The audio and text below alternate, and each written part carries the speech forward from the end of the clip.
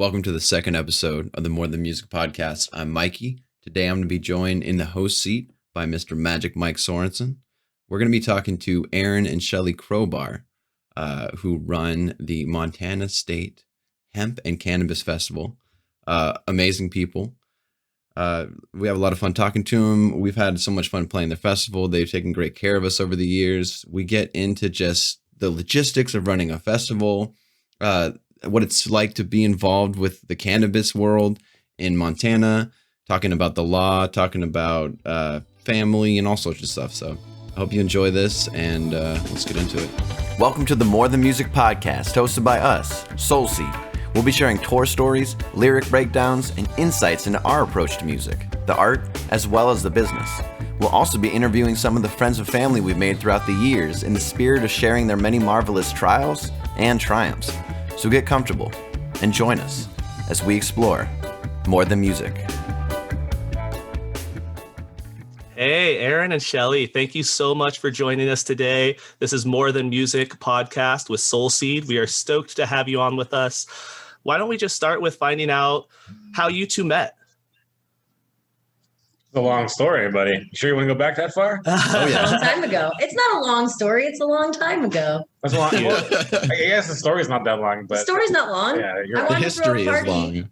I wanted to throw a party. I was new to Missoula. I came from the Oregon coast, and I had a friend who told me he could throw a party, and so we invited some people over, and he was one of the people. That was 1998. That's beautiful. And we hit it off, and we were actually best friends. Erin and I have been best friends for many, many, many years. And then at one point, a girl wanted to date him, and I was not okay with She that. didn't like that. And then I realized maybe we were more than best friends. Yeah. So Cute. we dated for a couple of years. We lived together for a couple of years, and then we actually went our separate ways when we were early 20s. We were boyfriend and girlfriend. We lived together. Then we each went our separate ways. I moved home to Oregon, and we each had ridiculously failed relationships, and two beautiful children came from those ridiculously failed relationships. We each have children about the same age, and then we got back together, and we've been together for 8 years, Almost 9 years now again. Yeah. We have a 6-year-old daughter together. So we have We have his, a mine, and an festival baby. ours. We have a festival baby. Too. That's amazing. Aw, Yeah. that's awesome. That also segues into, I wanted to ask, like, raising a family together and in the cannabis industry and in the festival world, how that goes for you two. How is your family and your cute little slice of the world? Go ahead. Well, for us, it's all about balance. You know, we're workaholics, so we tend to fill all of our spare time with work. But our kids are always a big part of our work. We'll take them with us. We'll travel the state. They're pretty good road warriors. We'll throw them in a plane, take them, to Oregon or whatever real quick. They're very resilient Crunch them in a kids. car for 12 hours. Yeah, they're resilient. We've taught them how to travel. We've taught them a lot about, cannabis and as medicine. And so our kids There's are very no educated. secrets in our household about Yeah. what we do. That's beautiful. We believe firmly in educating the new generation about cannabis because,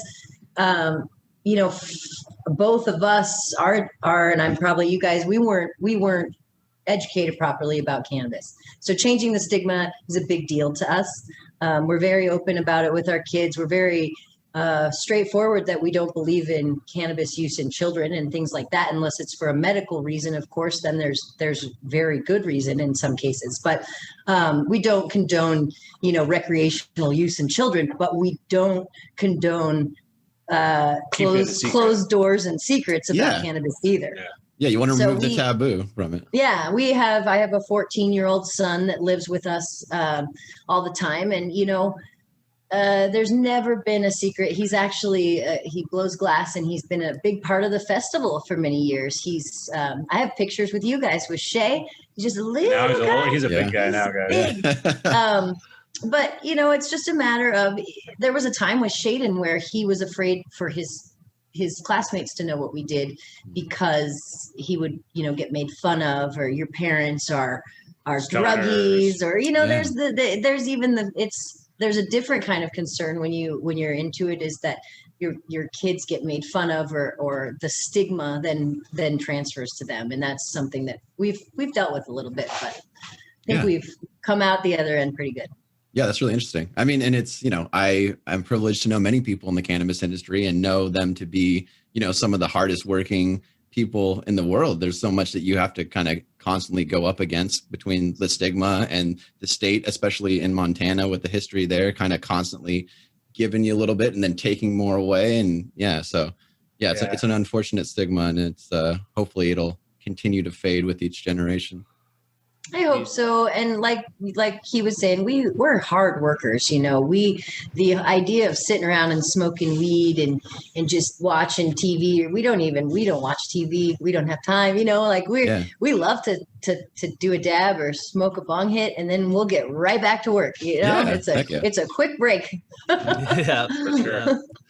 Yeah, and I love what you said about no secrets, no closed doors. My partner has a 13-year-old son, and it's definitely that balance of, you don't want to condone it. You don't want to tell them that it's okay, but you also want to be fully transparent and explain how it's used in medicine, how it's used in culture, and the pros and cons. So be an example of a healthy user of a medicine or a recreational enjoyment. It is. I could do a quick plug too for the younger generation of kids that's more in the, say, 2 to 7-year-old range. There's some great books called Stinky Steve on the internet. If you go on Amazon and search for Stinky Steve, they're awesome. There's one about Daddy's dabs, and there's one about Grandma's garden. That's awesome. It's a really healthy way. I've had some people say, I don't know how to tell my kids, or I don't know how to talk to my kids. And those Stinky Steve books that's the way. You just say, let's read this. It's about a subject I want to talk about, and bam. Cool. Yeah. Yeah. And I think it's hard probably to, especially living in a place where it's not as accepted, you probably feel that kind of pressure from around you. It's probably hard not to carry that into how you treat it with your kids, right? If you have an idea that society thinks this is bad, am I being bad if I do this near my kids? So it's nice to try and wipe that away and realize, no, it's just about how you go about it. It's interesting in different cultures too. For instance, when we traveled to Jamaica, it's such a part of the culture there that even the youngsters, the 14, 15, 16-year-old kids are openly smoking cannabis because it's just part of their culture. They grow up doing it. It's part of their religion. No stigma. Yeah, there's no stigma. It's never been created there like it was here so long ago. Yeah. So it's so different, In Jamaica, they're actually proud of the plant, and it's what you say. There's not a stigma created so that the kids don't feel as if they're doing something bad. And I don't mean kids, teenagers to young adults. Yeah. They just don't feel like they need to hide it, or that they're doing something, like drinking, which is bad in, that culture. And so the stigma doesn't exist. Yeah. For the younger generation there, it's really beautiful to see. Yeah. That is beautiful. Yeah. And I mean, even here in the States, it's like I've been in a house where they openly smoke around young kids, and you're like I've found myself being kind of either uncomfortable or just okay, this is how they communicate and this is their understanding of what's normal. But it's always an interesting balance. How do you introduce this to the next generation? And right. Well, beautiful. Right. And then to transition, what got you two interested in legalizing cannabis for everyone, hemp? What started you on that journey? The beginning. Let me just be honest. We always, in the early 90s, smoked weed, and we always helped others find weed, and we were involved back then when it was absolutely not cool and not okay and not taxed and not legal. Yeah. And both of us came from families, well, me more so than you.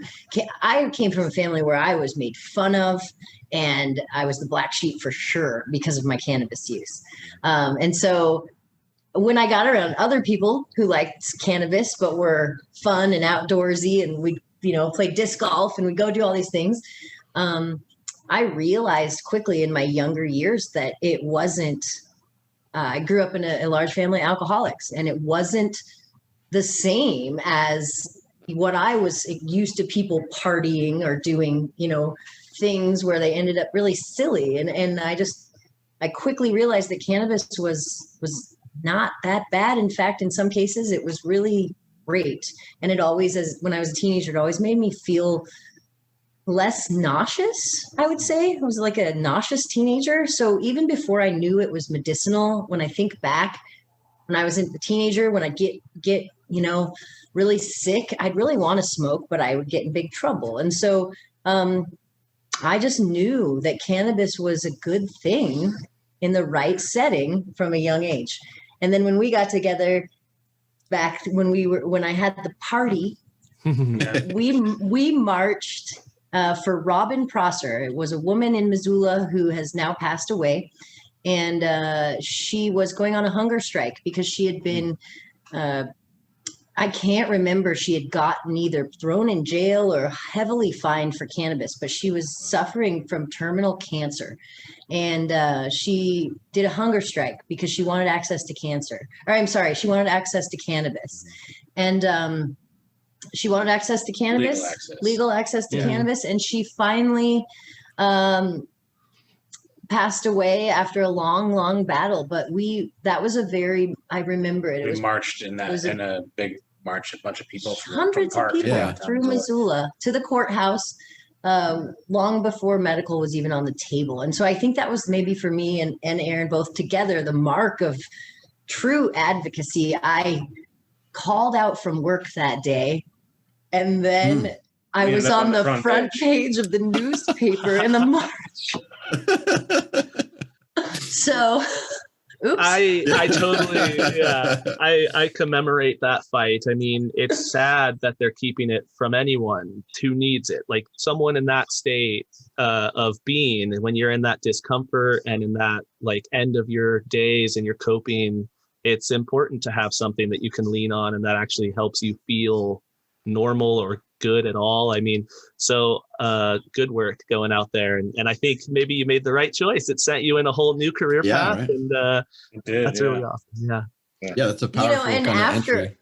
After that time, we went in the court. Both of us went corporate. We worked hard for companies for years and years and years, knowing deep down that we wanted to do something eventually for cannabis. So it was good that we inspired each other again. Yeah. You were the cell phone lady. You did 15 years in cell phone.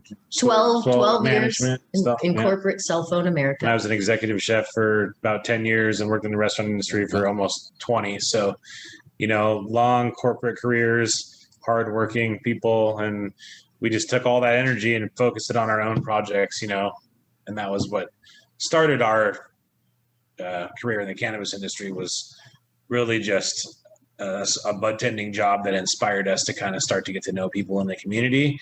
Remember when you started working for Lionheart about 7 years ago? That was when we were inspired to start the festival in 2016. It was pretty much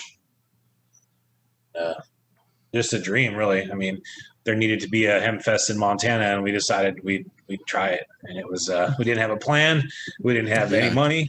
We didn't have any sponsors. We didn't know anything, and we just did it. And it's crazy. Yeah, that it came this far so far. Yeah, I mean, I bet having those corporate careers or whatever probably gave you a lot of tools to kind of carry into making your dreams a reality. Spending all that time manifesting cell phone contracts and working in a kitchen. I'm sure that was a lot of kind of training for the rigors of throwing a festival for the first time, because tools and connections, and everything. We use my old connections for catering gigs. We use her old radio connections for all of our radio ads we do, and we just we use all these people that we knew from our former career for this project. And it really helps us kind of build a community in Missoula around it. So what was the thing that made you want to throw a festival? You just felt like, hey, we like music and we want to bring more attention to the cannabis industry. Like, what made it feel like that was the vehicle to kind of call more attention to the things you care about? Well, it was kind of an interesting chain of events. So after I worked for corporate cellular for many years. When I moved back to Montana and we got back together, I actually accepted a job in the radio industry, and I started working for radio stations. And for 6 years, I worked in radio, and I really enjoyed it. But at one point, the Missoula Hemp Fest, which was a long-running festival of Missoula that was held in Caras Park by the Missoula Hemp Council, which was a great group of people. Unfortunately, they disbanded in 2014.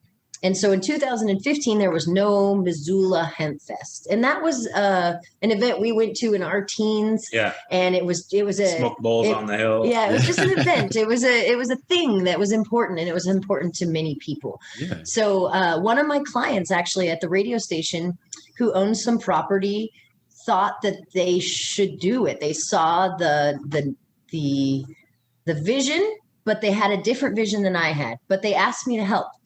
And so as we got close to what was going to be the 2015 Hemp Fest, the unnamed person decided that it wasn't going to be successful enough. It was going to cost a ton of money. Like all of the realizations of throwing a festival just kind of happened at once. Yeah. They tried to throw it in a month. They tried to put it together in a month. It was so they pulled the whole plan. They last minute canceled.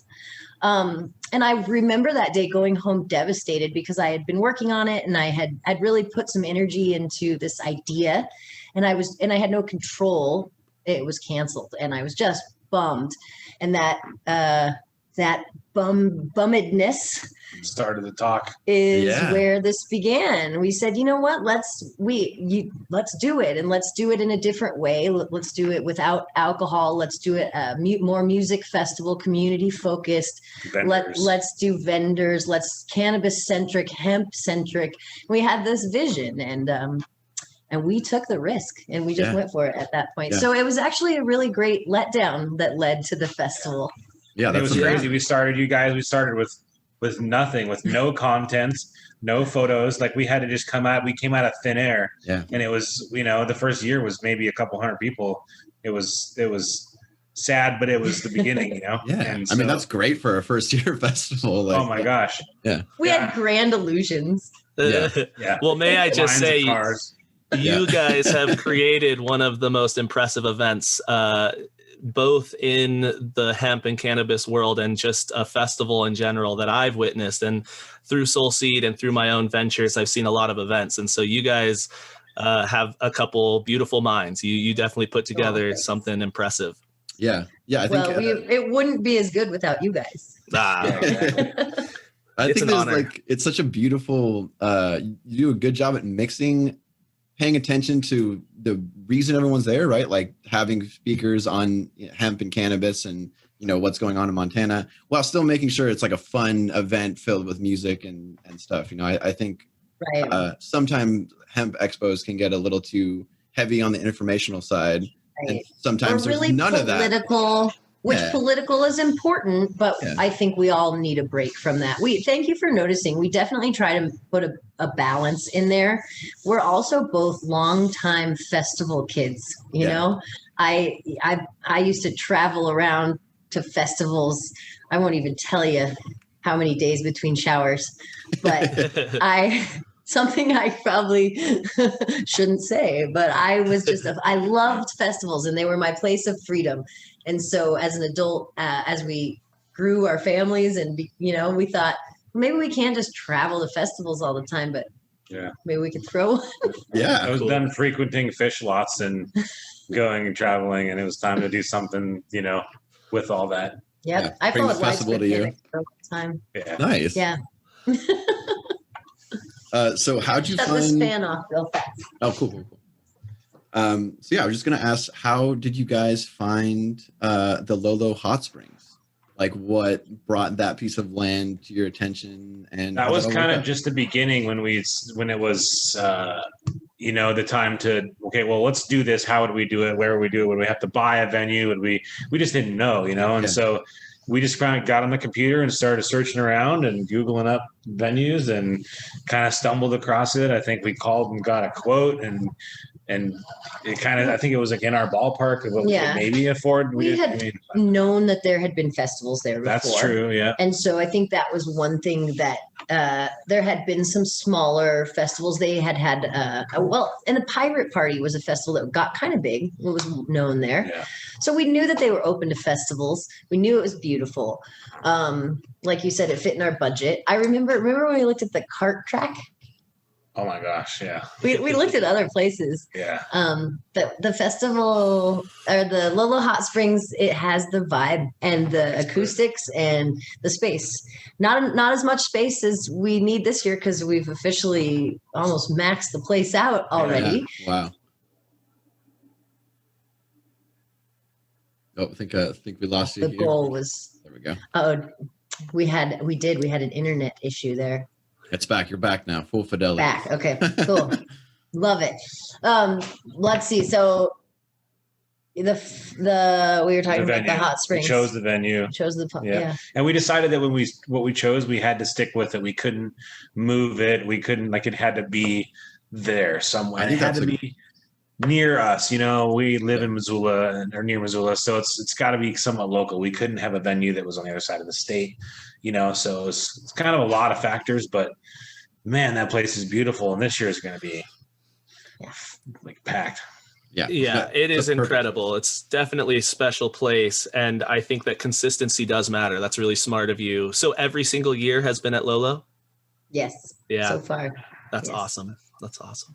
Yeah. And then in 2000, so the second year of the festival is when we created the Montana State Providers Cup.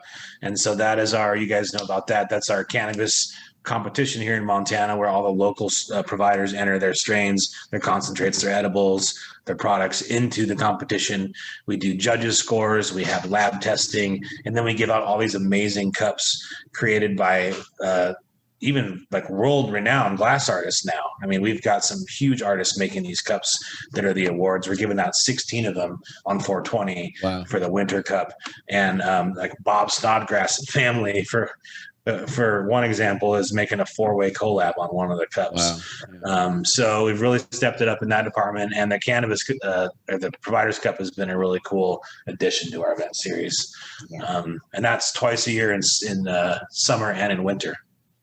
That's awesome. So what got you into wanting to do that? Just knowing a lot of people in the industry and kind of wanting to call attention to... Exactly. Yeah. I think after quite a few conversations with multiple providers, everybody claims they have the best stuff, right? So, you know, that's where it spurred from, because we had so many friends in the industry, and many of them in Montana, it's vertically integrated. So it's not like you can just be a retailer. You have to, all the providers are growers and retailers. It's at this point, the law makes it that way. And so, we just saw a lot of, kind shit talking, and people were just always saying, I got the best stuff. And, of course, we thought as a cannabis event planning company that maybe creating a Montana competition would be the next natural step. And it was, and it just has been fun. And I won't say easy. It's hard. We've gotten pretty good at them, though. But we have definitely figured it out. That is a lot of organizing. And as a cannabis enthusiast, it's fun to see what people think is the best and how it rates against each other. And it's just exciting when you get all these different strains and all this variety and get to enjoy it or, judge it. Yeah. It's cool. One thing that we've learned over and over again is that when you're blind testing cannabis, often test results and judges scores are completely on, we get a lot of people in the cannabis industry who come in and they're like, I want a 30% cannabis. I want a strain, high THC. I want 30% or higher, right? Mm-hmm. And that's what everybody wants if they're shopping test results in a store. But you get these people who get, 50 samples of flower numbered 1 through 50. They have no idea except for that it's a hybrid, an indica or sativa. That's all the information they have. And often their most favorite, best effect, best tasting, Our Lord, 19% THC. Yeah. Yeah, I think that comes in, when you're trying to buy an eighth and get the bang for your buck. You're like, high numbers. Like, I want to smoke a little bit and get really high. But I find that when you're smoking regularly, it's like, I want it to taste good. I want it to smell good and to be an experience. So that's when it's like, if you get something that's well-rounded, that's going to be the one that you can smoke over and over again. Right. Yeah, exactly. Yeah. When legalization first happened, I was one of those people who go to this, the shop and be like, give me your strongest stuff. But now I just want what tastes and smells the best. It's like, it's the experience is all of it. And sometimes the numbers don't match to what you feel when you enjoy it, right? Like you can smoke a 15% cannabis, but if it tastes and smells delicious, you'll be smiling a lot more than if you just smoked a 35% that makes you cough your lungs out or whatever, Exactly. Some of my favorite strains that make me giggle like a little kid are definitely not high testers. Yeah. Maybe in the terpene category, high testers, right? High terps. Maybe that's where we need to look, right? It's a cool thing to spotlight too. It is such a meditation. It's like that when you sit and you're really enjoying it and enjoying the experience, that's what carries through. Yeah. So to elaborate a little bit on the Providers Cup, just a little bit more. So this is coming up this summer. We're planning our 9th event. So it's been we've done 2 a year now for 4 years, and we're starting our 5th year of that event. So it's definitely been a long haul, and it's been really fun. And we've met all these new providers, and each time, like this time, we did the results the other night, and we have a great group of providers, but it's a huge mix of winners. Everyone's going to be really stoked, and so it's just evolving. We're adding new artists and new providers, and it's really cool to see the community come together at the events. Yeah, that's beautiful. Private parties. So how does the judging work in that? Like, do you have random judges each time? Like, how do you keep that? Yeah. So that's evolved over the years with the Montana state laws. And so the state law used to really make judging a fiasco. And I won't go into the details, but it was a lot harder than it is now. Recently, because of the untether, which is where you no longer have to choose a provider as a patient in Montana, you can shop at any store. So now our patients are, our judges are in most cases patients, but now Montana is evolving again. We just signed recreational in. So with that comes a new evolution of judges. But the current place that we've been in is pretty much that if you get a judge's kit or a judge's pass, you'll get your under your allowed limit that you're allowed to carry in the states in a nice bag, completely organized, tiny little numbered packets, about 1/4 gram or so each, or a 1/2 gram, kind of based on how many samples there are in the category you're judging. And we actually give people time to take those with them, and we ask for detailed notes, and we ask for them to take time in between their samples. Unlike some of the YouTube videos I've seen in the Montana State Providers Cup is not a smoke-a-thon. Well, at some of the gatherings, people the celebration smoke and share. That's not where the judging takes place. We ask that the judges takes time in between, and really, up to a month or more even. We give them 40 days sometimes. Yeah. And then we get back, after a long, long period of time, we get back a resin-stained judge's scorecard with funny notes. And dab drops on it. One guy had taped Q-tips. Like he'd Q-tip out his banger, and that was like the residual, and then he'd tape that to his scorecard and be like, look how black that one it was. And that's thorough. Yeah, I've been a judge for a similar event, and it's fun, and it's fun at first, and then there comes this point where it's like homework, and you have your notepad, and you're like, I have to like catch up. I have like 6 strains I have to smoke tonight. I think we had like 2 weeks to do 100 strains or something like that. That's brutal. It wasn't, and the samples were like, I think they gave us like an 1/8 or something for the samples, or a half. It was crazy. Yeah, that's a lot. Thank you. It was amazing. But yeah, it was one of those that I was excited when I got it, and then night before, as I'm like finishing off the last 20 strains. Like Magic said, it starts to feel like a job all of a sudden. We tried to do it and we weren't going to count our score, but we were kind of like, where do we lie on the judges' realms? Would we agree with all these judges' scores? So one contest, the first and the last time we took a judge's kit, we made a judge's kit for ourselves in addition to the other judges' kits to just see how that process works. And we sucked at it really bad. We shared it. We'd smoke a bowl and we'd be like, okay, that was a 6, yeah, 7, 6, okay, 6. We'd write it down. We had to agree, right? And then we got, I don't know, 8 or 10 samples into the 65 sample kit. And we did like him. We got backed up by 10 and we were like, oh, fuck this. Exactly. Well, you're like splitting hairs at some point where they all are people's best. So it looks great. It smells great. It's like you're judging these subtle nuances. And it's once you get to so many, you're running out of things to even say about it. You're like, it's overwhelming, but it's so much fun. That's awesome that you guys are doing that. I think the other thing for me is that smoking is, like you guys were saying earlier, it's sort of a ritual. It's kind of like this thing that I do. It's a process. And so when you put sort of like a job involved in that, I kind of felt like you took my freedom away a little bit. But we have judges that come back time and time again. It's exactly what they want to do. They apply every time, try to get in, because for some people it is absolutely awesome. Yeah, it's a thrill. I bet when you get that package and you're just like, I mean, it's a kid in a candy store. Yeah. Speaking of that, the edibles judges, they truly have that look when they get their package. That would be hard. That would be a challenge. And I want to say congratulations on that event and throwing so many events. That's really impressive and it's a lot of work. So good job. Yeah. Thanks, guys. Something I'm interested in is just like you mentioned, the laws are constantly changing and how you've had to kind of readjust how the judges work.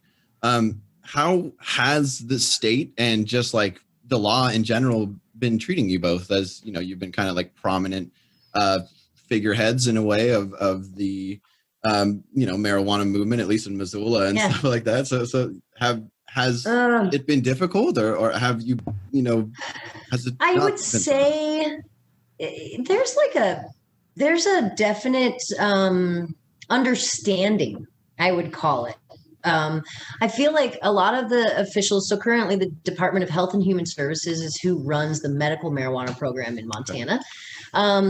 They've kind of pushed on us a little bit, and we've always been super stringent about following rules at the festival and the Providers Cup.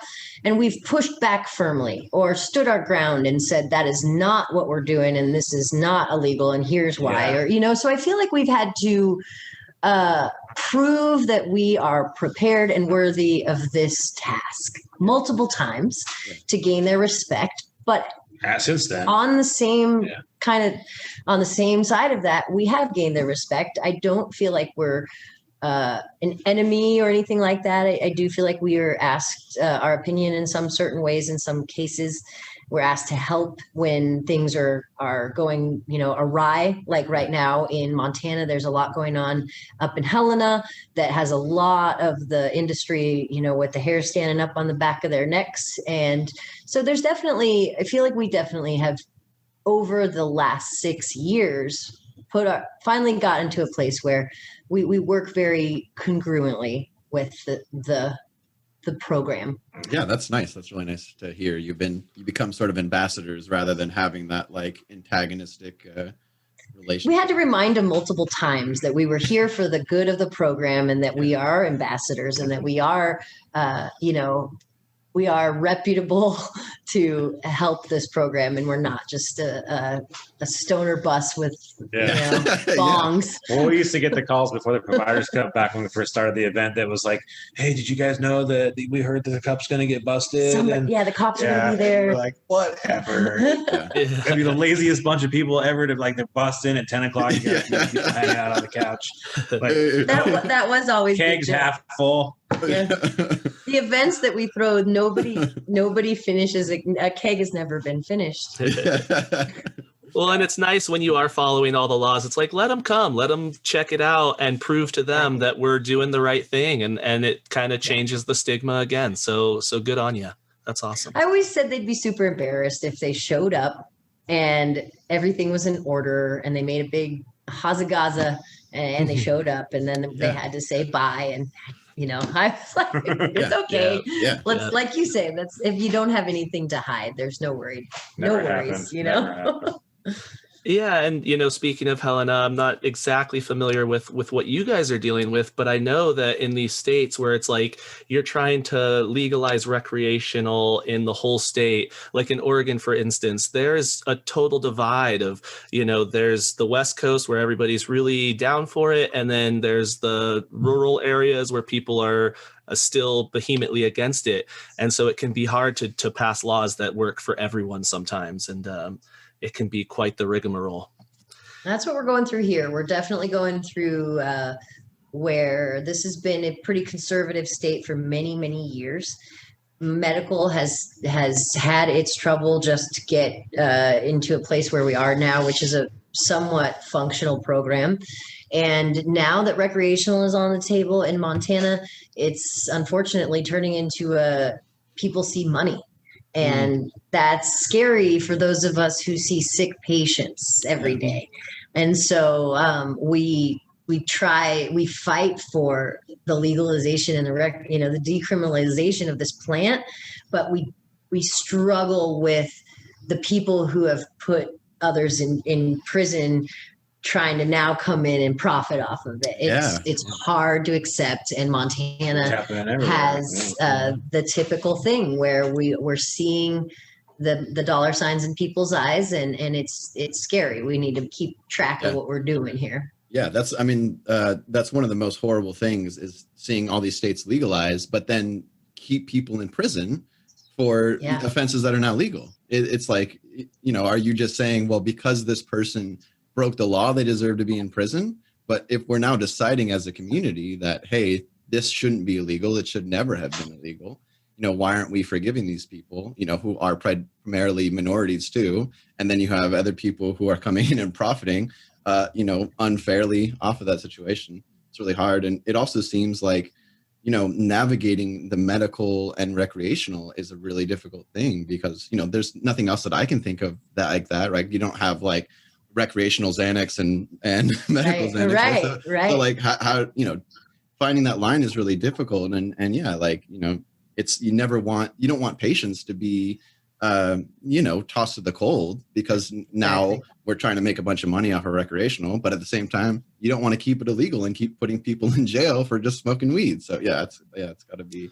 It is. That's why I firmly believe that it needs to be done on a federal level so that there is no longer the state to state. We drive 65 miles to the west and we're felons in Idaho. And you guys on the other side of Idaho, and so it's a really unfortunate thing that we're all so. It's hard to even know what laws you're following. We flew out of Eugene a little while ago, and we had some dabs in our carry-on. And they pulled our bag aside, and I was like, gosh, this was stupid. I don't know why I did that. But I'm like, well, it's a recreational state, and I'm a medical patient on 10. It should be fine. And, after quite the debacle, he pulled out a thing of hair gel and said, you can't have this. Do you want to surrender it or do you want to take it out to your car? And I mean, we're like, you can have it. And then he put all our weed back in the bag and sent us on our way. And I was just like, that was crazy. It's so funny. The little marijuana symbol in the rec states, on the dabs, on stuff, or I know Oregon and Washington. I mean, it was a clear Ziploc, and there's at least 8 or 10 of those little things with those little symbols on them, right on the top. And he grabbed that and moved it, and then searched the bag, and then put it back. And then that's so funny. It's like the things have changed, man. Not what he was looking for. Yeah. So it's really weird. It's a trip. Yeah. I mean, that's one of the craziest things when touring through the states is. We'll have pot with us, and in one state we can go into a store and buy it. In the very next state, like in Wyoming, it's illegal to even be high. if an officer looks at you and says, I think you're intoxicated on marijuana, they can pull you in, piss test you. And then if you even have it in your system, because there's no way to tell if you're high in the moment, they'll just say, yeah, you were high right then, and we're going to give you a ticket for being intoxicated. Yeah. So, I mean, and that's right next to a state where you can purchase it legally in a store. So yeah, I agree with you. It has to be done federally, at least to get a baseline. Like there should be no one going to prison for doing this. And we need to start dealing with how do we get people out of prison that are already there for this? And how do we make sure that people who need it medically still get what they deserve and aren't, turned into machines of profit, so. Right. And if we can put it into our state's bank for taxes, we should be able to bank. Yeah, that's the biggest, one of the hardest parts. Yeah, that's insane. I think in Oregon we have something where the capital Salem, it's like any company who's a cannabis company has only one resource to do any kind of banking or any kind of like digital purchasing, and it's all happening through Salem. And I don't know if that's still true, but it's such a headache for all these companies who have to drive thousands of dollars up to Salem and take the risk just to use the one bank that allows it. And there is a total money grab happening. Watching it go through Oregon, it's like there's companies now who are producing low quality cannabis, and you can tell they're new to it, but they see the money signs and they're getting into it and trying to produce. And it's sad when enthusiasts like all of us are, like that shouldn't even be on the market. Like you shouldn't be growing with those, So it's hopefully going to really equalize and become good quality and good medicine for everyone who wants it. Well, it's really hard because you can go into a dispensary in Oregon and buy an ounce that's $60 or an ounce that's $350, and you can put them next to each other and go, is there $290 worth of difference here? Mm-hmm. And I don't understand that. I know different growers and at the hype and whatever, but I don't get that, Yeah, I agree. I agree. Yeah, especially for your average consumer who doesn't have that extra $290 to spend, even if they thought it was worth it, right? It's like, I'll just buy the $60 weed. I don't even know where it's coming from, and then lo and behold, it's somebody who's just trying to make a quick buck. And the $60 stuff would go for $200 in Montana. Yeah, all day long. Well, it used to. We'll see. We'll see how our market fares after this. Yeah, right now it wasn't even that bad, is what I'm saying. It wasn't like dirt trash or anything. Yeah. It was like, wow. $60. Wow. Yeah, hard to see why there is that difference there. It's crazy too. Price. Your frame of reference changes. Like when I'm shopping in a dispensary now, it's like I remember buying $50 eighths, and now it's like sometimes I'll spend $25 on an eighth, and I'm like, oh, that seems expensive. But it's just perspective changes over time. So it's so strange how that happens. And same with dabs and medibles. It's like companies are all trying to regulate what's the value here, and people are shorting others and raising prices in other spots. So it's funny how that develops. Yeah, especially I feel like so much of what went into creating the market price for cannabis was the fact that it was illegal, right? Like it's there's that kind of risk has been baked into the price. But then that price went right into the legal price, right? So that's kind of like an interesting thing to think about there is, how's this all making sense? Which, and from somebody who's been on both sides, I can tell you that the legal cannabis industry is so expensive, so it's interesting that what you say has happened, because it used to be illegal. So we used to have the higher price, but I used to not have to track it through seed to sale with stickers and compliance and testing. And so it's really an interesting animal, because man, back in the black market days, the risk was what you were paying for, and you didn't even know what strain you were getting, if it had neem and chemicals, and and so it's just really great. It's cool to live through this era, this time. Sour diesel, man. Like, okay. BC buds. This triggers me. So we like to ask 5 questions to our guests, and this triggers me to wonder, what is your individual favorite strain? If either of you have a strain that heights over others, or even a cannabis product that is a favorite. I'm always looking for cotton candy or Candyland. strains. I love the cotton candy strain if it's done right. I've been disappointed in rec states before, just like every garden, you get something bad. I love cotton candy. And then my probably all-time go-to is birthday cake strains. I love birthday cake strains. And it's not, I feel like I'm hungry, but it's just birthday cake and cotton candy for me. I'm not picky, but I'm sick mostly in the indica realm and flower and concentrates. I really enjoy live resin a lot. We've been getting some great stuff in Oregon from Higher Cultures, which is just absolutely phenomenal. And very low prices too. I mean, the stuff that we could sell for 50 or 60 grand in Montana is 25 over there. So beautiful. But what's your favorite strain? I don't know. I don't have a favorite. He doesn't have a favorite strain. Yeah. No, That's just fair. He likes cannabis. Yep. Yeah. That's awesome. I mean, I can tell you what my favorite Silverleaf strain is. The Star Killer. Star Killer OG. That's one of my faves. It's right here. Look. Oh, beautiful. Love it. Awesome.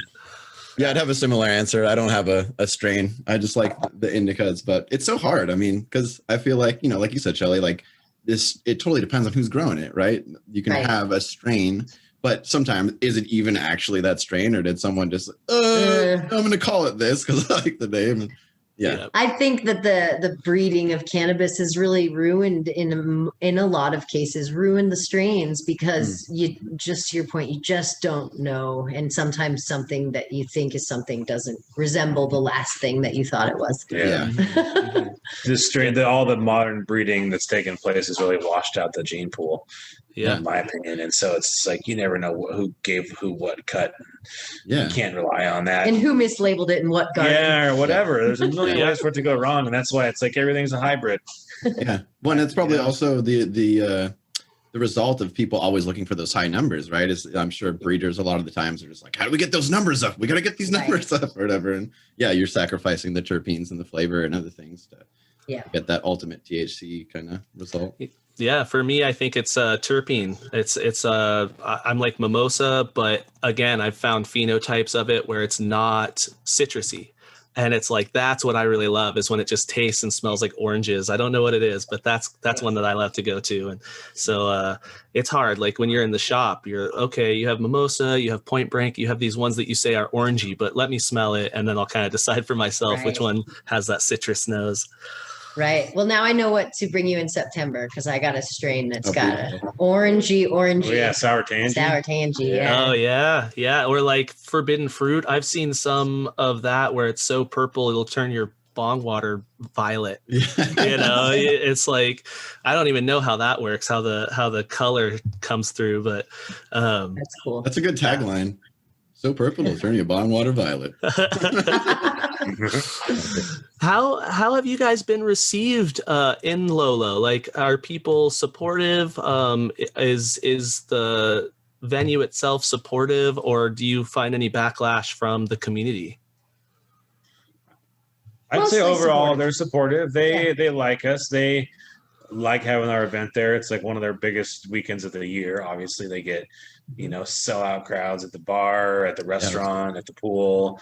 The hotel there, the lodge sells out. The rooms that we don't put you guys in, they all sell out.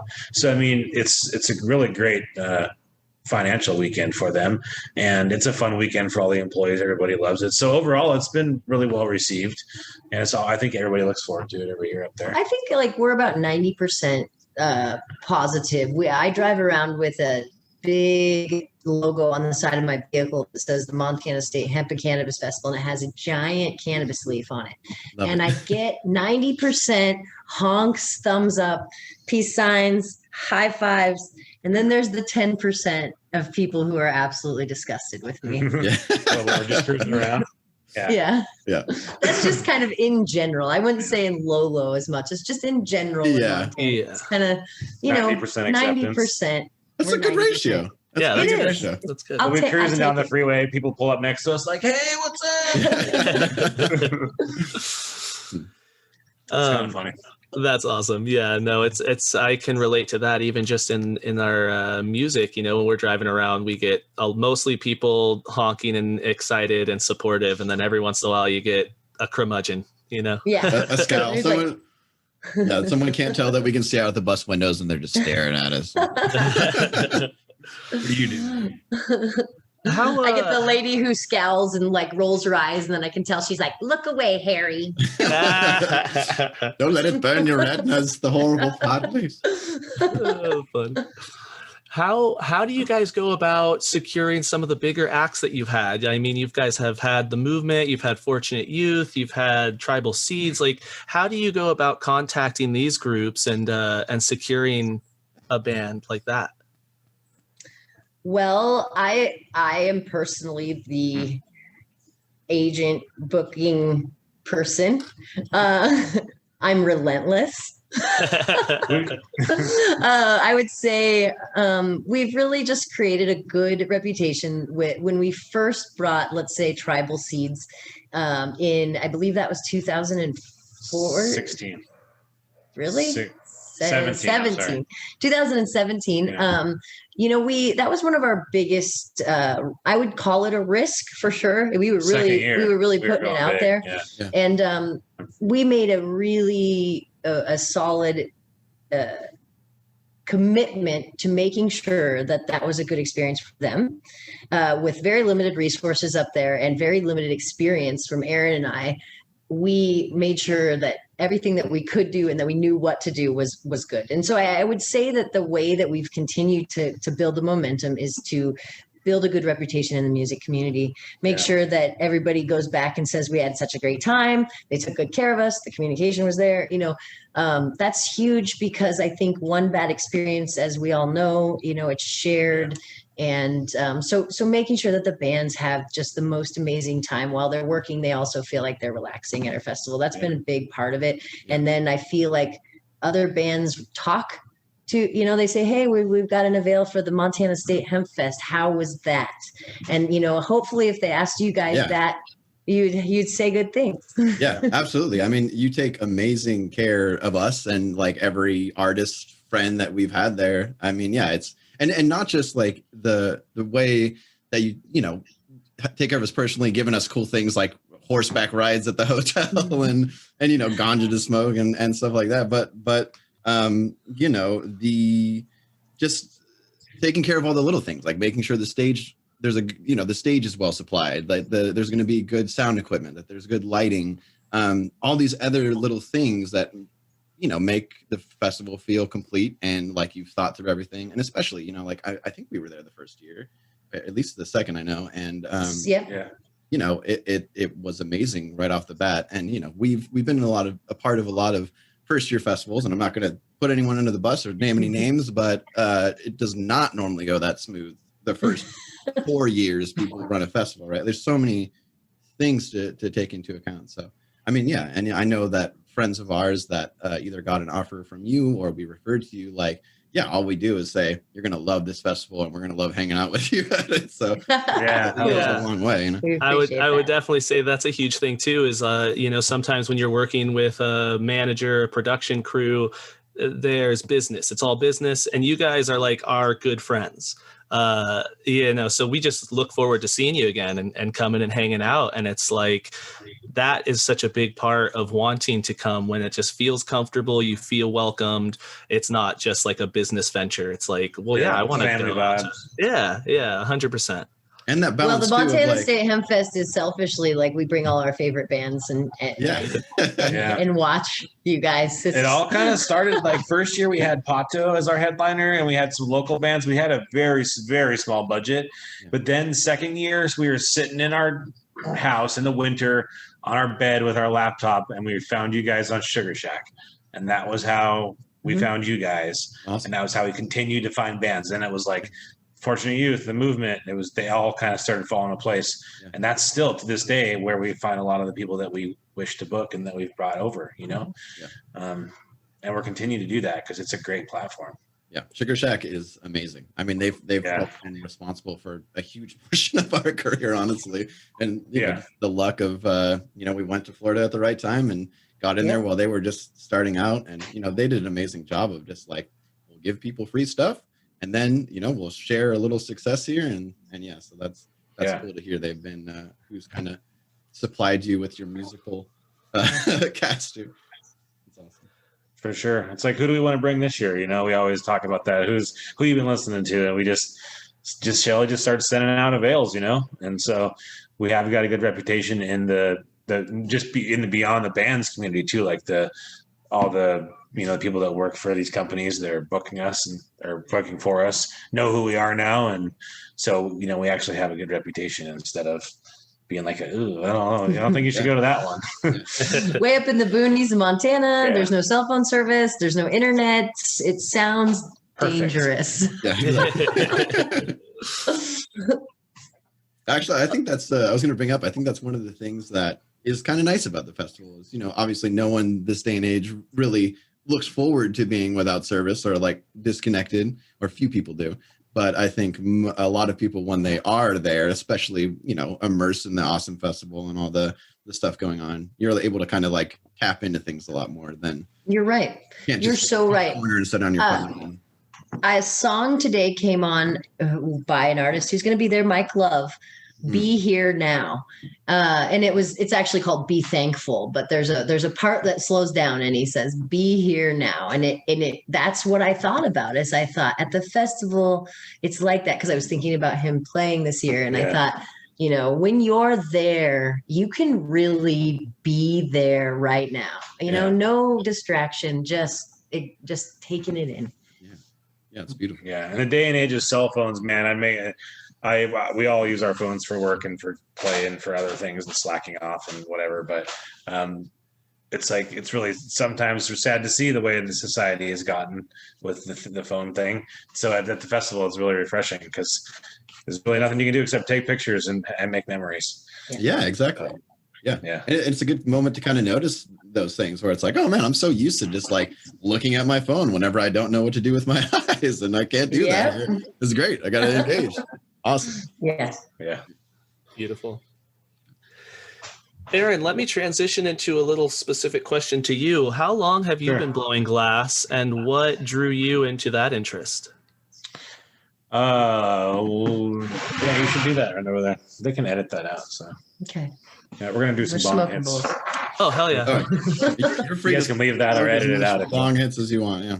We'll edit There's it if you want, but otherwise we can. You don't have to. Yeah. I just didn't know if you thought it was all right. Yeah. So I started joined blowing you glass back when Shelly and I met. Is when I first kind of learned. I was hanging out at this local shop in our neighborhood. We used to ride bikes everywhere when we were slanging weed and all that. And I always stopped by this glass shop and watch these guys blow glass, these few dudes that work there.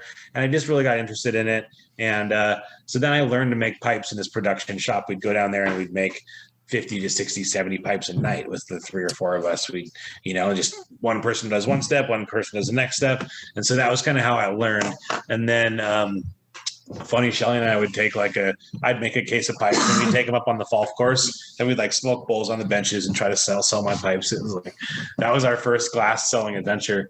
But so then I took about, I want to say 15 years off. I kind of did my chef career and I just didn't, I just wasn't blowing glass at all. Didn't have a setup at all. And then about 7 years ago, right about when we started the festival, I was still chefing. I was working at a local Missoula restaurant called the Top Hat. You guys played there. And I was executive chef there for 3 years. And Shelly and I kind of had this, we just had our Stella, who's now 6. We just had her, she was baby. And we needed to figure out a daycare situation because we didn't want to send her to daycare. So I decided to stay home and try to blow glass more and watch Stella. And basically since then, it's been a failed endeavor. I transitioned from that into, then we slowly started getting into the cannabis industry. And I wouldn't say failed. The glass is beautiful. It's just never been a business. It's never been a hobby, business. And it's always something that takes a back burner because I'm really busy with everything else we do. And it's hard to sometimes find the motivation to go out there at 10 o'clock at night after a long day or whatever it is. And so it's not a priority in my life. It's one of the things I always tell myself I want to do more of, and I just don't do it, And so we did put some money in the shop this year. We've got Shaden. He's got his own torch and his own setup. What I have really done is I've passed on a lot of my knowledge to him, and I've taught him how to blow glass. I've taught Austin, which is a really close friend of ours. He's our stage manager at the festival. You guys have met him before. Yeah. I taught him how to blow glass, and he's got had a torch out there. Just recently moved to another town, but so I've passed on my knowledge. I feel like I've really helped a couple of youngsters learn how to blow glass, and hopefully Shay, our son, will be more into it as he gets older. I feel like he's in this gap where he was into it, and now he's kind of not because he's a lazy teenager. Yeah. And then maybe eventually he'll realize what he has. But he's so talented. He's so talented. He can go out there and bust out a spoon like it's nothing. That's like amazing. And so, I've really been inspired to teach more than blow glass, but I literally think about it every day that I need to go out there and make something. But and when he does, when he finds the time, when it's very rare and far and few and in between, he makes something spectacular. And it's usually something that sits in the store for either a short time and sells immediately, or is just people just love it. So on a high shelf, illuminated. Yeah. Gold. So he won't say that himself, but that's what's awesome. going on. So it's kind of a love-hate thing. Not hate, but love, and don't have enough time for it. It's a grind. Yeah, it's a grind. I mean, I can relate to once you get in there, it's not like you can multitask. You're blowing glass. Like you're pretty much doing that until you're finished with your project. So it's hard to just hop in and out of doing it. And I do it as a hobby, and it can sometimes make a little money on the side. So it interested me in your beginnings, and I think that's awesome. I learned from my cousin, and there's nothing quite like being handed that skill set or shown it.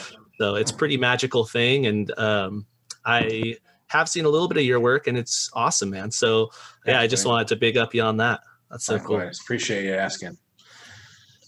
Maybe someday I'll step it up. It's my goal. I'm going to keep working on it. Come out to our shop in Montana. Yeah, let's collab. You guys can collab. Definitely, I would love that. I'll make a bunch of little marbles that you can put on a piece. Yeah, that would be fun. Yeah. And and I cook too. So I think that we have some similar interests in life, my friend. For sure, yeah. Yeah, what got you into being an executive chef? How'd that happen? Wow. So I just was in the industry my whole life. That was what I did when I was working in my 20s. I was just working in restaurants. Yeah. Cooking, working behind the bar, server, just all the positions in a restaurant for many, many years. And then I slowly worked my way up in the kitchen. I got a gig at Finn and Porter when it was, well, I guess you guys don't live here, but there was a restaurant used to be called Finn and Porter, Missoula, like one of the nicer places when I was 26 or 27 as a cook. And then over the course of about a year, the sous chef and the exec chef both moved on, and I kind of was able to slide into one and work my way into and win the second position as exec chef over there. So that kind of kick-started my career as the head of the kitchen, which I'd always kind of been just a cook or a sous chef before. So, and that kind of led to all these other opportunities and long hours and all that kind of stuff that I left behind to get in the cannabis industry, because while you're serving people, I really like serving people my dishes, my food, my creations. And it was really rewarding. What we do now, because when we work in the medical industry, is so much more rewarding, Yeah. I worked with a veteran today that had never used cannabis, that had some PTSD, some pain, some sleep issues, and was ready to start his journey. And I spent almost an hour with him, talking him through stuff. And he's going to go off tonight, and he's going to have a whole new outlook on life. Yeah. Wow. I sent him, with all these great things. And so helping people has really become my focus and our focus. And on the side from the festival, our day job is to help people that are dealing with cancer, that are dealing with pain, that are, dealing with stress and anxiety, all these things that cannabis helps with, it's amazing. It's like the wonder drug. Beautiful. Yeah. That's awesome. And then Shelly, how did you get into radio? What was your experience like in that? Yeah, that's a good question. So after many years in the cellular industry, I lost my job due to some really unfortunate circumstances. I was actually fired. And it was a sad situation. And this is a lot like the festival thing. I would say it was a bad thing, but it was the best thing that ever happened to me. Because the company that I had sold cell phones to, the radio station, they had come, we had like a I had done advertising on this radio station a lot, and I'd voiced commercials for the cell phone company. And so when I lost my job at the cell phone company, the radio station said, "You've always had a great radio voice. Do you want to go work at the radio?" And so I just quickly transitioned into that. I was terrified and bummed, and I thought it was the worst thing ever. And it was actually the best thing because I really enjoyed the radio industry. And then that's what I transitioned back to Montana doing, was I accepted a job at a radio station here. And so it brought me back to this guy. Yeah, that's beautiful. That's where it all started after that. All downhill from there. And then the rest is history. Well, I want to commemorate your, honor your voice, because you're usually the MC of the events, and I have witnessed you lose your voice on a few occasions. And, Thank you. Yeah, so it's you definitely put it to work, and She's you learned. sound awesome on mic. Yeah. She's gotten better. She's learned the tricks of, like, she used to go around the festival and talk to everybody, and everyone's like, "Oh, hey, Shelly, and I had a question for you." Now she's just like, Yeah, that's so hard. I don't talk to anybody. She talks to me. It's talks a long to a 4 few days. people on the walkie-talkie. Other than that, it's kind of like, "Yeah, good to see you." Yeah. Yep. Yeah, that's a hard Otherwise, thing. she's by the end of the weekend, she's toast. Yep. I'm talkative. It's really hard. Yeah. I'll just talk all day. Yeah. And so, as you know, up there on the stage and running through the entire weekend, I can't talk. I can't be talky. I can only talk on stage. Yeah, when you're in a festival, it's like a loud environment and you don't notice it necessarily, right? You're just talking to people, but you're really shouting at people the whole time, and then they're shouting at you. Yeah. And yeah, I mean, like we go through the same thing when we're touring, and like all of us sing, and we're like seeing people we haven't seen for months, and like everyone's got a little liquor in them, and we're talking in a loud bar, and if you're not careful, you end up wearing your voice out in one night, and let alone singing on top of that. So yeah, it's a hard thing to manage, because it's like, well, I want to talk to people, but I can't, because then I won't be able to speak anymore. So.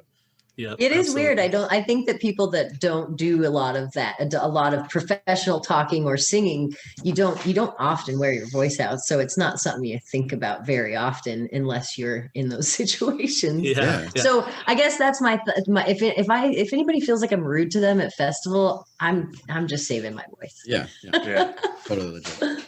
On the other end of that too, I'll find, people shouting right into your ear when you're like trying to lean in because it's loud. And then it's like, next thing you know, you go on stage, you can't quite hear right because somebody just blew out your eardrum. It's it's a struggle. You've done great. I think you navigate the telling people, you can't speak well, because that is important.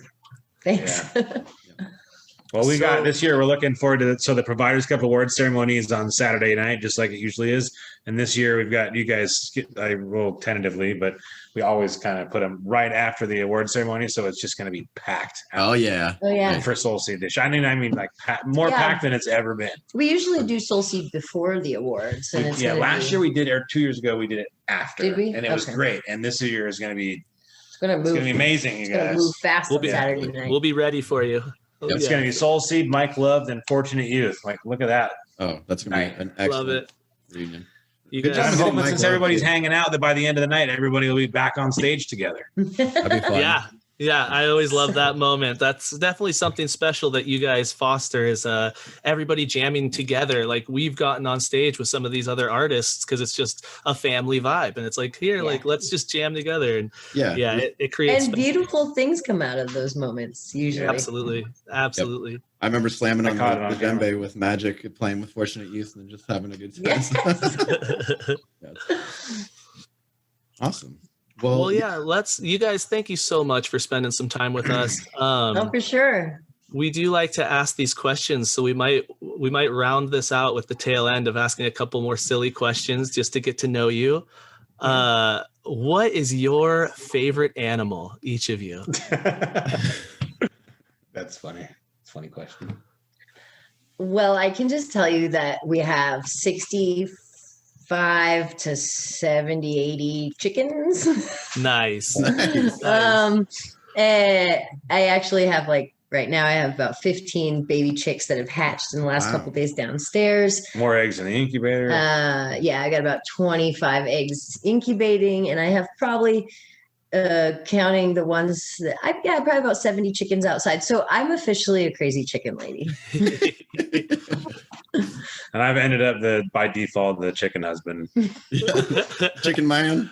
Well, That's that's awesome. a But great. then I think we have to mention that we have laying underneath us, we have 2 over 100-pound Newfoundland dogs that we Oh, love beautiful. dearly. So Yeah. we're animal people. Yeah, I love big dogs. We have a ton of pets, me and my partner, and I think that that's awesome because with chickens and like with a small farm, you get food. You get Yes. to reap the benefits of those eggs, and then obviously incubating them and watching them grow is such a cool process. Yeah, watching really them hatch, cool. it's crazy. I was thinking about this morning because we had a huge influx of eggs. We were gone last weekend and we had a bunch of them that had cracked. And I scrambled the eggs and I fed them to the chickens, which some people might think that's weird. But in that moment, you have animals that are feeding themselves. And that's pretty cool. Very. That's awesome. Well, Yeah. I think the chickens do that themselves anyway, don't they? Don't they? They do. And, if they were just the cracked ones, and I don't like to eat those or feed them to the family if they've sat out cracked. So I feel like it's perfect and they're so happy. It's good calcium for them. And what other animal feeds themselves? Yeah, one of those things like and if you buys think their about own it- food. Yeah. Yeah. Okay, so then next, I know you guys love to travel. You've been traveling internationally already. You've seen some awesome places, but I wanted to ask where you want to travel, where you haven't been, or maybe where your next destination is going to be. Oh gosh, we have a list. We love to travel, definitely. What we spend our any time or extra time and we save money to do is travel. I really want to go to Thailand, but I need to do it in some sort of a slow, like I can't fly. I've heard it's gotta be like like a world- it's 35 gotta be a hours world or tour. something. So I want to get to Thailand, but I have no grand illusions of doing some marathon because as much as I love to travel, I'm kind of a terrible flyer. I'm very motion sick. So I'm thinking Thailand eventually. We've got an upcoming trip. Yeah, but they said where we. You said maybe your next destination. Oh, we're going to the Bahamas soon. Nice. We're taking our kids to Atlantis, which is like the coolest water park in the history of the world. Yeah. When I was a kid, I wanted to go there with my dad, like really, really bad. So because of the commercials, the commercials on TV. Sell it. Yeah, they do. Exactly. So we're definitely gonna do Awesome. that. That's a family thing. And I guess like the Thailand thing, we have this trip scheduled we'd like when our kids are older. And then we kind of have a trip schedule for family fun. What we really want to do, we've always talked about it, is just pick one day. This is when the kids are older and gone, and then moved away, and it's just Shelly and I. Is to just pick a flight to Seattle and just jump on it one day, and then when you get there, do whatever you want. Stay in a hotel, maybe grab another flight, go to San Francisco, maybe not, maybe go to Mexico if you want to, and just literally take a month and just go wherever you feel like it, without any plans at all. Yep. That was one of our dream trips. That's a great way to travel. I went to Mexico with my girlfriend a couple years back, or my fiance now, and we just flew in, and then we just didn't book anything else. We were there for 3 weeks. All we had was our flight there and our flight back, and then just kind of where do we want to go today? Let's go over here. Let's go there. And it's nice to have that kind of freedom in your travel. It makes it feel like more of an adventure than just a prescribed vacation. Exactly. And we're event planners by trade. So I think that's what we like about traveling is being not planned, going with the flow. Our days at home with kids and farm and work is very planned. And so I think the beauty of travel is just ending up wherever. Yeah, that's beautiful. Yeah, fun to just look at a terminal and when's the next flight out? Let's go there. Let's do it. Cool. Where's there a 15-degree heat increase? Yeah, right. Heck yeah. So one of our questions was, what strain is your favorite? We already asked that. So I'm gonna switch it up and say, of edibles, concentrate, and flower, what's your favorite way to enjoy cannabis? Flower. I'd say we're both flower for sure. We don't eat edibles because they don't affect us really at all. Yeah. In any way, even in large doses. We've tried, and we always have friends that are like, "We'll get you high. I mean, we'll do it," and they give us this like 1,000 milligram doses that are just Oh, wow. ineffective. Yeah, it's one of those deals. We just don't. And then dabs, we do like concentrates, definitely, but it's always second. And then we'll go days without a dab sometimes just by accident. Yeah. And then be like, oh, let's get the Puffco out, Yeah. So, but flower every day, for sure Yeah. to get through the day. Definitely. And Stella, our 6-year-old, heard you asking a place that we wanted to go and travel. And she came up to interject that she really wants to go to Disneyland. Oh, yeah. No, Disney World. Oh, Disney World. Disney World. Disney World, okay. Florida. Specifically. That's so a good. that's we've never been there. It's an important specification. I've been to both. Disney World's definitely the better one to go to. Is it? Michael says Disney World, a good choice. Okay, good. Cute. Yes, Cute. she definitely needed me to remember that because I did tell her we would do that at some Aw. point. And you guys, Stella was in like a little hand carrier when you guys played. Yeah. Like Aw. almost that small, Yeah. right? When you guys first played Hempfest. Yep. Now look at her. Come over here, Stella.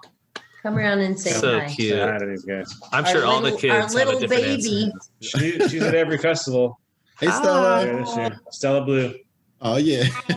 Hi. Yeah. How are future you? festival owner of America. Good. I love it. Stella, I don't know if you remember, but this the song about the itsy bitsy spider. Mhm. Yeah. These guys sing that song. Soul Seed. Oh, this is the members of Soul Seed. Stella loves that song. Aw. It was probably she's been singing it since she was able to talk. We'll have to put it on the set list when we come. Yes, here, please so- do. We'll make sure she's there for it. That's awesome. Okay. And the festival is always great because it's family friendly. There's always kids running around everywhere, Yep. I Yeah. And love it changes the vibe. The lack of alcohol there makes it so there's no craziness and there's Yeah. this family, it's family feel. So It does make a we've always kept it that way for that reason. Yeah, it changes like the focus of everything on community and music instead of like we're just here to get drunk as we can. It definitely makes it Yeah. feel. I mean, a lot some more people do family. get drunk, but we it's not don't the judge focus. them. But since there's no beer garden or anything, it just definitely is different than in some Yeah. cases. Yeah. Yeah. Beautiful. Yeah, I'm sure each one of your kids would have a different answer to where they want to go next. That's always a fun, specialized question. Yeah. My Okay. son, who's 14, I think he wants to go where his friends are. He wants to go back to Oregon because he's got a lot of buddies there, Oh, so yeah. it's Yeah. interesting. Well, But this and- girl, she wants to see Minnie. Aw. Can I ask you guys the same question? Where would you like to go if in the future? What's on your list? Top of my list is probably Iceland. It really? looks super gorgeous, and I'm all about like cold mountainy places right now for some reason. So I Sounds think, amazing. It looks Yeah. amazing for sure. it does. It'd be That's awesome. fun to do nature adventure and drink beer in an ice cave or something like that. So- Yeah. Yeah, and New Zealand is definitely on my list. It's also one of Ooh, those yeah. ones that's like a hard travel, long trip, Yeah. but just somewhere that I think as a group we've always wanted to see. A lot of music that comes out of there we really appreciate, and I think that just the beauty of it all, I would love to see that, and to go to the Shire. I mean, that would be cool to see where they filmed the Lord of the Rings and stuff. Can I just say too that New Zealand people that are from New Zealand, which I think they call them Kiwis in most Mhm. cases, are in most cases badass people. They're like tough and beautiful, and I always have I just have a lot of respect for people from New Zealand. I totally agree. Yeah. Some of the sweetest and most authentic people that I've ever met are from New Zealand. So Well, and here's the next question. Maybe all three of you can answer as well. What superpower would you have if you could have any possible? Stella. Superpower. You want to start, Stella? Mm, She doesn't Disappearing. know. invisibility. Invisibility. spider web power like Spider Girl. Spider. Say it again. Spider web power like Spider Girl. Spider-web power like Love Spider it. Girl. That's awesome. That's Maybe teleportation. That would be kind of cool. Just be Yeah, able to then think you of a guys place could- and get there. I Like love going it, in yeah. Porter and then That's you're a good already there. idea. Skip the flight. Yep. Yeah, exactly. Yeah. Then you can go to Thailand and you don't have to worry about that. Power. Yeah. I used to say that I wanted to be immortal, but I realized in my older age that would be a tragic thing, and I wouldn't want to be immortal at all. Yeah. Yeah, I wouldn't Yeah. want to be immortal because you would everybody else is mortal. So I think I just want to fly. That's what I want to do without having. But she hates to fly. I have dreams that I'm like jumping and flying kind of really freely. Yep. And I wish I could actually do that. Yeah. That would be I know Mikey's been wanting that one for a long time. Mikey, sometimes you'll see him and he's in his focus. I'm going to do it this time. I know. Activate jet power. 3 days in the Oregon Country Fair. I'm going to start trying to fly. Yeah, there you go. I'll keep an eye on it for you. I always love that in stories when someone's immortal or like vampires or things like that, where they play on, you think you want it. And then once you have it, it is this really like challenging thing to live through where, it's almost like the beauty of life kind of washes out. Yeah, a lot of existential dread for a long, infinite. Yes. What a weird way to think about it, because that's what you think everybody would want. Yeah. Everybody's afraid of death, right? Or whatever. So but that's what makes life so beautiful. Yeah. It's what gives life the bad and the good. It's the eternal balance, Yep. Absolutely. Without death, life wouldn't be great. Yeah. Yeah, it is interesting that those kind of realizations of like, takes the darkness to make the light stand out or whatever. True. It's true. We've had some friends pass away that have made us decide to do things that because of that. Like, you know what?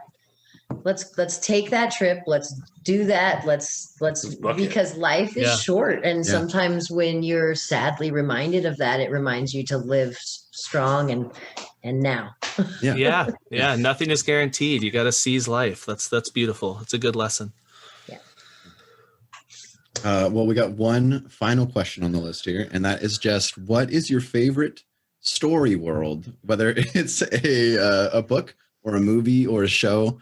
Like, if you could, I'm going to put it in this way, but you can think of it differently. But like, if you could be in any story world, which one would you want to be in? Or if you could like watch stuff from any story world, what would it be? It's crazy. I've never been asked this question before. It's not even close. So it's really. Right. It's really pushing me into places. I've already gone to 4 or 5 places in my mind. You know where I think we would belong? Where? Inside of Seinfeld. Because we're just both smartasses. We're both, about satire and just fun. And I love it. I don't know. I just kind of. It's a really interesting question because it's like every story world has the ups and the downs. And so it's such an interesting question.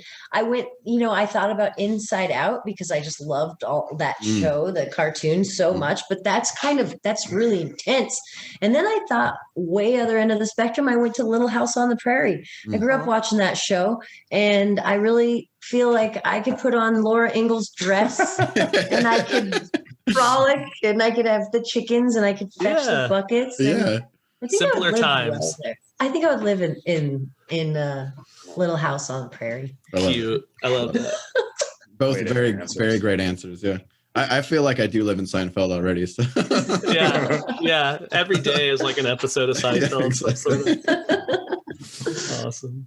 That's awesome. All right. Well, you two are so awesome. Thank you so much for all this time you spent with us. It was fun to hang out with you guys. Yeah, we miss you. And let's just tail off. If you guys have anything you want to promote, this is your time. Take the mic and let people know what you're doing, what your plans are, and where they can find you and your events. Oh, well, thank you. So definitely Montana State Hemp Cannabis Festival. This year, it's September 10th, 11th, and 12th. The 11th features our friends from Soul Seed, along with some awesome other artists like we talked about, Mike Love, Fortunate Youth. The tickets are on sale at montanastatehempfest.com, and 3-day camping passes are already sold out. But the one thing I would say that is really important I don't know when this is going to air, but if this airs before 420, which that probably won't happen. Right? Probably not, unfortunately, yeah. Okay, so cause I was going to say, we're actually, and for anybody that you guys know that is interested, and I'm derailing here because I know you can edit this, we're going to do a quick release of 3-day camping passes on 420. Okay. And so some extra tickets. 4:20 a.m. Yeah. Oh, love it. Cool. Love it. Love that. But when I go to bed most of the time. Yeah, I would exactly. Stay awake for that. But www.montanastatehempfest.com. That's where you can find all the information about our events, details about the Providers Cup, and just pictures from previous events. videos, all kinds of great stuff. We're down to day passes. You can still get a day pass for Friday and Saturday because Sunday's free. And then you can come and stay at a local campground. You can stay in a hotel. There's still options without a 3-day camping pass. I know it's a bummer to not be able to stay on site, which is optimal, but it's definitely still going to be a big weekend. And then Dubious is going to end it on Sunday night, our Sunday night headliner. So no one's going to want to miss that show. That's going to be insane. And I can't wait to see those guys again. Beautiful. So, yeah. Well, congratulations on the sellout. You guys deserve it. You're both incredible people, and we're really thankful to spend some time together and let the people know what your story is and your perspective. And I hope that you get just even more people coming to your events every single year. Well, thank you so much. We value you guys so much. We don't feel like our event would have grown without you. So it's a very mutual relationship. And to this day, we listen to Soul Seed almost every day. So that's right. Love it. It's all good. We'll keep writing with you guys in heart. Thank you so much. We love you guys. Thanks so much for joining us tonight. Give a heart, Stella. For letting us join you. Stella, give a heart. I believe. Yeah. Beautiful. All right, you guys. All right. Oh, hey, we didn't tell them about our. Let's give them some of this real quick. Oh yeah, give us some of that. Give us some of that. So this is our new logo for our fans, Montana Hemp Fest Family. We created it for our fans. It's a brand for our fans. And so we've got a shop online, a store on our website where we can get shirts, beanies, hoodies, hats. It's all on there. So go check it out. Love it. That's an awesome logo. Good job. That's so sweet. Our fan base is so fun. The Montana Hemp Fest family is truly this family that, I feel like it's grown past Montana. And so you don't have to be in Montana to be a part of the Montana Hemp Fest family. That's for sure. Yeah. I feel a part of the family, and I'm all the way in Montana. You are. But we'll get you guys some of the gear when you come over. Yeah. When we see it, we'll hook you all up. Heck yeah. Awesome. Yeah. Well, thank you, Erin and Shelly Crobar.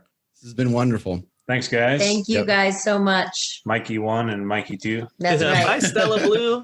Say Awesome. bye, Stella Blue. Bye. Bye. Bye, the guys. festival. Thanks for tuning in to the More Than Music podcast. We appreciate it if you'd leave us an honest rating and review wherever you're listening to the podcast. And please also subscribe to our YouTube channel and follow us on all social media platforms at Soulseed Music. That's at SOLSEED Music. For those that leave a 5-star rating and review, be sure to listen for your comments to be read on a future episode. Stay tuned for our next episode, and feel free to share this podcast with a friend or a family member, and let's expand the branches of our family tree. We appreciate you vibing with us today, and we'll catch you next time on More Than Music.